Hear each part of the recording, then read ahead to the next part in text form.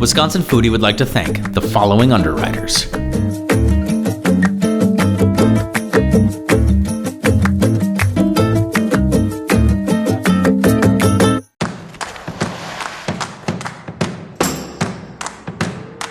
We are a collection of the finest farmers, food producers, and chefs on the planet. We are a merging of cultures and ideas shaped by this land.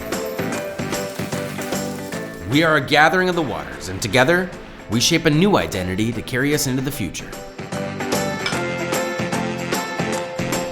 We are storytellers. We are Wisconsin Foodie.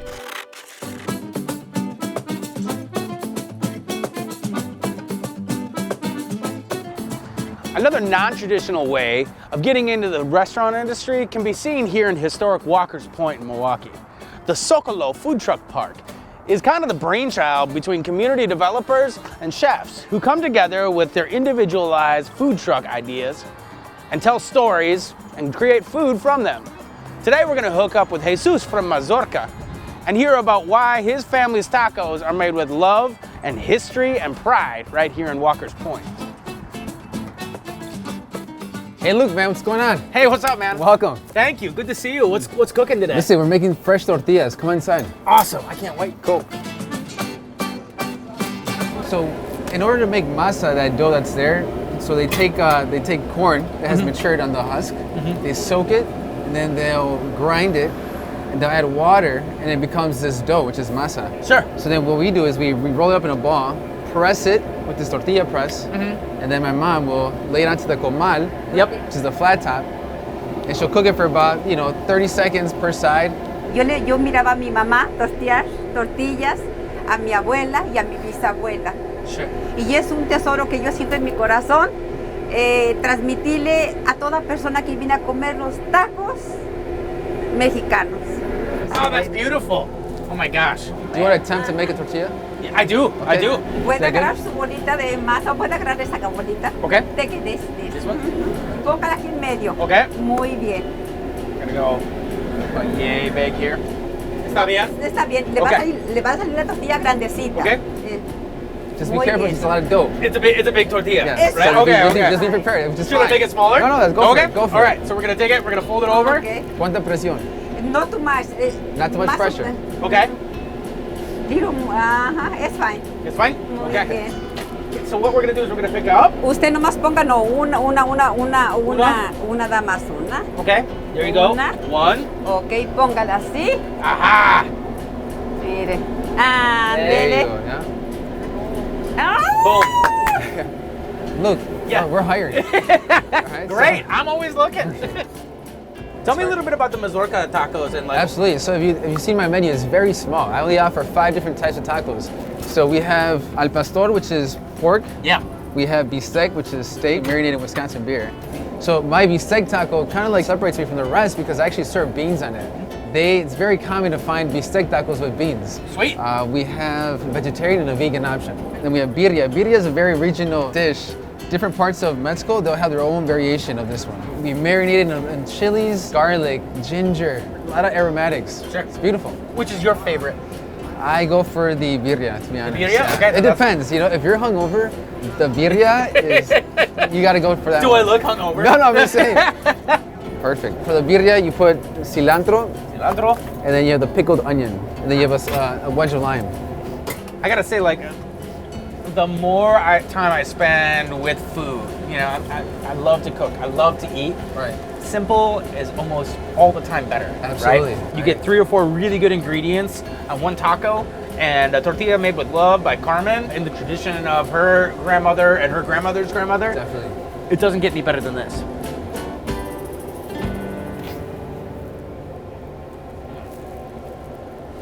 That may be the best taco I've ever had. Thank you. Thank you. All you really need is a really good tortilla, 2 or 3 ingredients. That's why we focus on making tortillas to order. No one else, there's very few people that do this because it's very laborious, as you can see.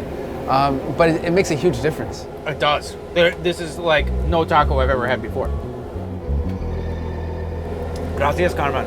Adiós se las demos. Oh. So what do you say we make some tacos and head inside? Perfect. All right, sounds great. Sounds like a plan.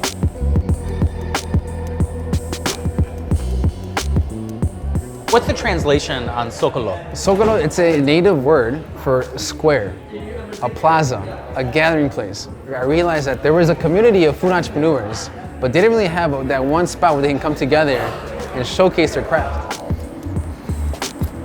Got it? Thank you, yeah. Stepping up. All right, man, we made it. So we have a vegetarian al pastor. We have hot sauce, medium. The hot, just be very careful. You know, my mom was upset that day when she made it, so it's really spicy. Really? Yes, no, not really. I was gonna say the love goes into all the tortillas and all the anger goes into the hot sauce. That's awesome. So we have the vegetarian taco. Yeah. I feel it's like the most underrated taco we have. So what we do is we take a piece of Mexican cheese, we sear it on the flat top, and then we smother it with some guacamole, tomatillo, cilantro. Very simple. Whoa. Yeah. I can't wait to try that one. Here we go. And then I've got the hot sauce on it too, right? Yes, be careful. All right, all right. That's delicious. I mean, the cheese, yeah, you get that tomatillo in there as well. The freshness of the cilantro. That hot sauce is banging. I'm gonna tell you that right now. Like, my nose is gonna start running here, but it is good. Right. You said that the Zócalo was used as a place to like come and shout your message. Right? What was the message that you needed to shout through your food? The vision here at Zócalo is that we wanted to cultivate relationships with food entrepreneurs, those who are working on reshaping the landscape. Secondly, we wanted to really create an ecosystem that's going to harvest community. We're just getting started, honestly. I came back to Milwaukee for a reason, and we will continue to focus on helping out more food entrepreneurs get started and succeeding. So I'm excited for the future. Mm-hmm. Yeah. Brother, thank you so much. These are delicious. I know you're a busy man, but I gotta say that even getting to hang out with you and your mom a little bit, super inspiring. Keep up the good work. It's great having you here. Thanks so much. All right, Cool.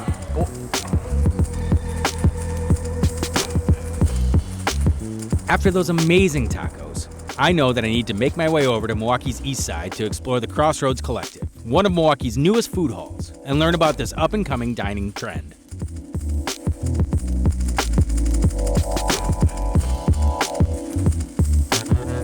A food hall is unlike a food court in that it is crafted towards locally owned chefs. So there's supposed to be a more culinary experience. It is kind of new. It's actually been popping up all over the United States for, I'd say, about the last 3 years.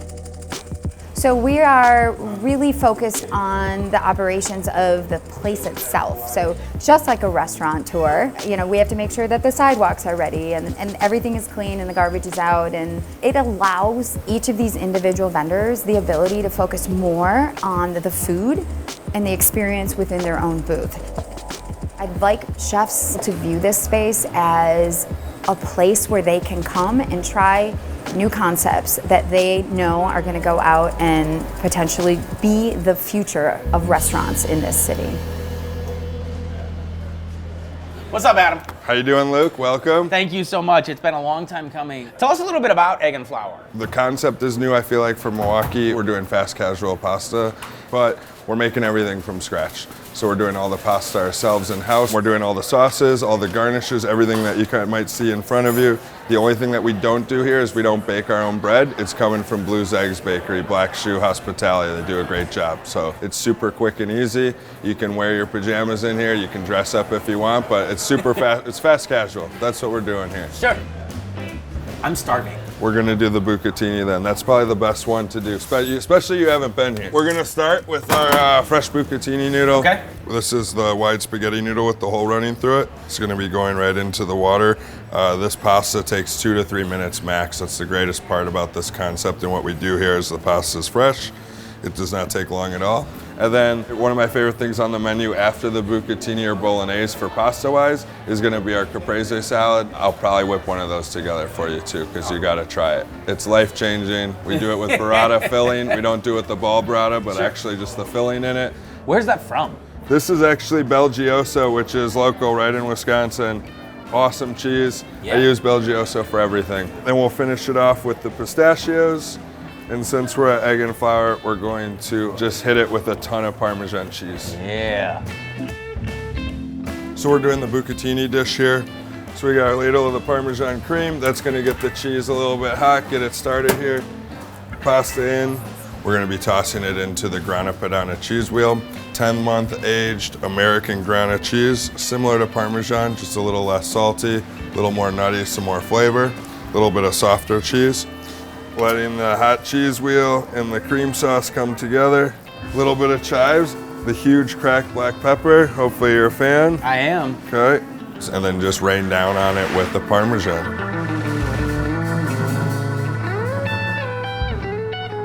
All right. Man. It's a good lunch. You'll be sleeping later, but. So I always feel like it's in my best interest to make sure that I get some of the vegetables in first. And this, for being Wisconsin, is like the most aptly garnished vegetable I've ever seen with cheese. The first of the bite, you get a little bit of the acidity from the balsamic vinaigrette, which is really, really balanced and really lovely because it immediately contrasts with the creaminess of the burrata filling. You get the salty of the parm, you get the crunch of the pistachio, but then the thing that you're kind of left with, overwhelmingly, is the herbaceousness of like the basil and the pesto, and then all those fresh herbs. It kind of carries you through. But I came here because the name of this restaurant is Egg and Flour. And this bucatini, this is one of my favorite pasta shapes.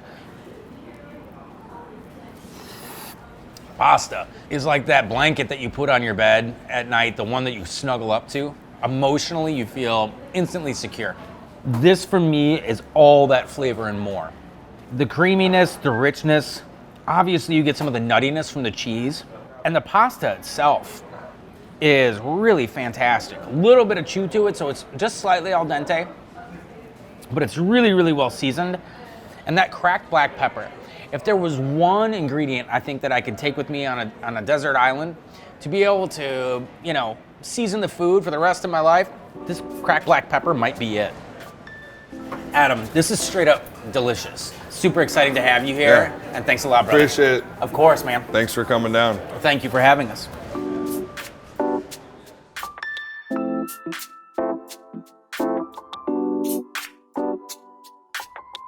You have a lot of individual restaurant owners, so you have different personalities. The collaboration is nice, the support system is nice. The barrier to entry is completely different. In a traditional restaurant model, you're looking at a great expense. You have the build out, you have the design, you have the responsibility.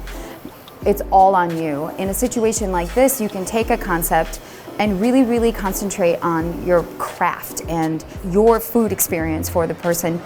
We love the camaraderie here. That was kind of one of the unique things that attracted us and appealed to us about this place, was working closely with other great chefs and owners from around the city, and not only share ideas but also glean some knowledge from each other, and just extend a lot of the camaraderie that already exists in Milwaukee on the culinary scene. So we're really proud and excited to be a part of it going forward, and also from what we've accomplished here already. Gentlemen, Martine, what an honor to be here today at Frida in the food hall. I mean, this is great. So if there was something here today on the menu that you would suggest I try? Our most popular sandwiches, it's a dog tuo po' voi. It's pretty amazing sandwich. Like it's kind of like an Asian influence. Awesome. I would love to try one. Frida, we opened last December here in our Crossroads Collective food hall. We wanted to kind of be a part of the resurgence and renaissance, if you will, of North Avenue and the Eastside in general.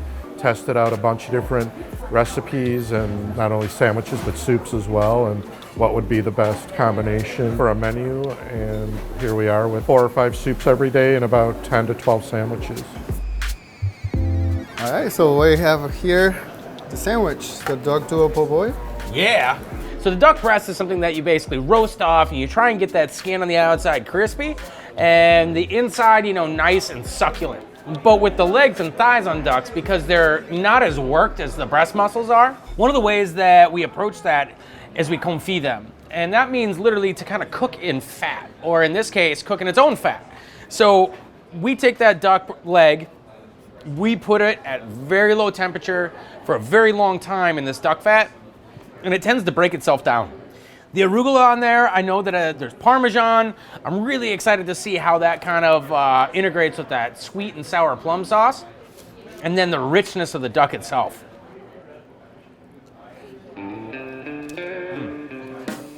I love that. The duck has a certain richness, inherent richness in it. You know, people are sometimes scared of it, shy away from it a little bit, because it is so rich and succulent. But the consistency pieces on the sandwich are what keep you going back. The chewiness of the toasted hoagie, the crispiness of the confit, that arugula and a little bit of Parmesan, and then you get that duck breast too, that's like a substantive bite. It all comes together. And I gotta say, that plum sauce is delicious. Thank you so much for taking time out of your busy schedule to come out here today and talk to us about, you know, what you're doing here at Frida. Thank you so much, guys, for coming. And oh man, you're a busy guy. I won't keep you anymore, but this is truly worth sticking around for. Thanks a lot.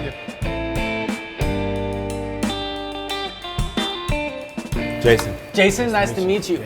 There's no way after like trying foods that I can't not eat what we have going on today. So, quick backstory, like, did you grow up in Milwaukee? I did, but my cooking didn't. Okay, where's your cooking grow up? Like, So on the wall here, my grandparents Yeah. are from Tennessee. Okay. My uncle's from Mississippi. So basically I learned from watching them. I wasn't a kid that like, I played, but for the most part, I was by a family house because we were eating. So I'm like the kid by the table with his eyes right here watching, ready to eat, you know? So I used to see my uncles and do a lot of stuff. I always liked to grill. Always watched my uncles and my grandfather grill, and my granddad would throw anything from pigeon to bear on the grill. Whatever he can get, he put on it. Nice. It's really like, probably like 7 years ago, started getting into smoking, started watching shows, reading books, and trial and error, and pretty much got me to where it's at now. You know, different regions of America have different styles. Tell me a little bit about your Milwaukee barbecue. So I'm gonna ask you a question. Yeah. Right? What do you think when you think Milwaukee style? What do I think when I think Milwaukee style? See? You know what I mean? Yeah, right? So it's yet to be determined. Sure. So with that being said, we kind of take different styles from every region and kind of make it our own by doing a little something different than they do.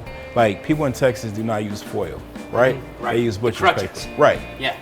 But it's like, okay, why not? You know, for Sure. me, because it works for me, you know? So it's like having a cookbook, and they're not even telling you everything in the cookbook. So you take their base recipe and you make it your own, you know? And that's what cooking is essentially anywhere. What can I fix you up? Well, you you know, thinking? like, I don't know, man. We gonna try the house pastrami? I do. All right, let's do that. Do.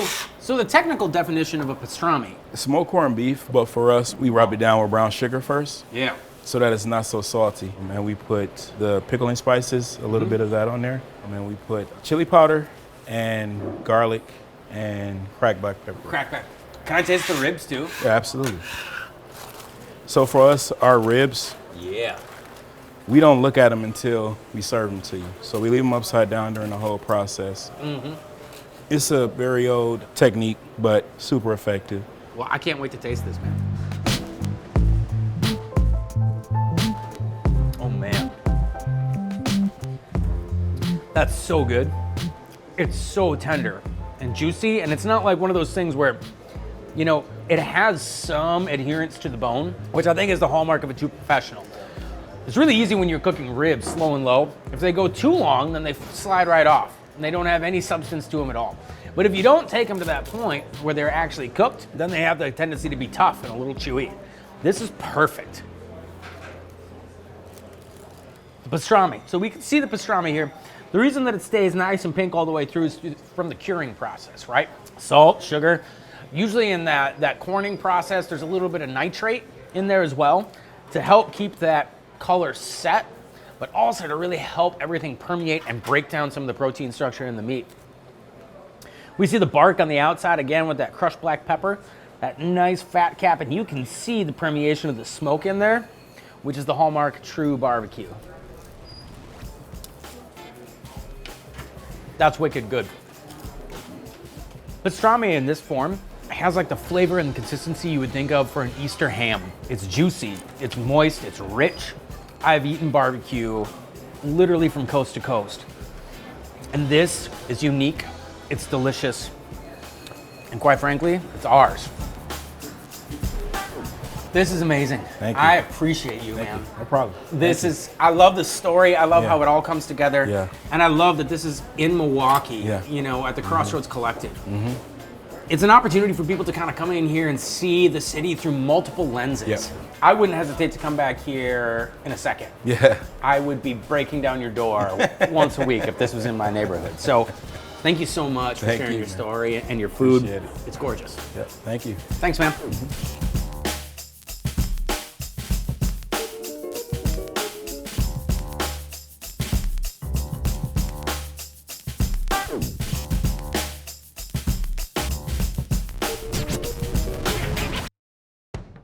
How often do you go back to Mexico?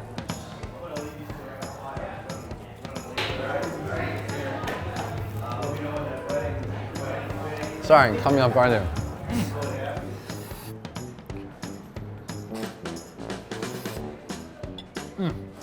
That was the most awkward first bite I think I've ever taken. This is ridiculously Yeah. good, man. Yeah. I mean, The bark, yeah. the Look at that thing. yeah. Can you see that? Arthur, can you see the bark? Arthur, look at me. Can you see the bark? I can see the bark. Okay. Wisconsin Foodie would like to thank the following underwriters. Introducing Organic Valley Ultra. Milk with more protein, half the sugar, and no toxic pesticides. Let's be honest, none of that healthy stuff really matters unless our kids will drink it.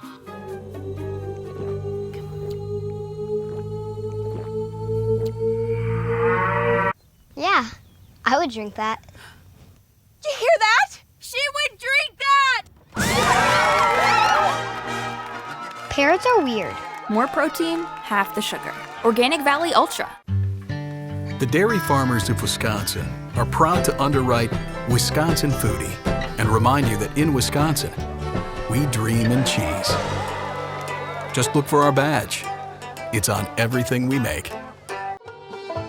Employee-owned New Glarus Brewing Company has been brewing and bottling beer for their friends only in Wisconsin since 1993.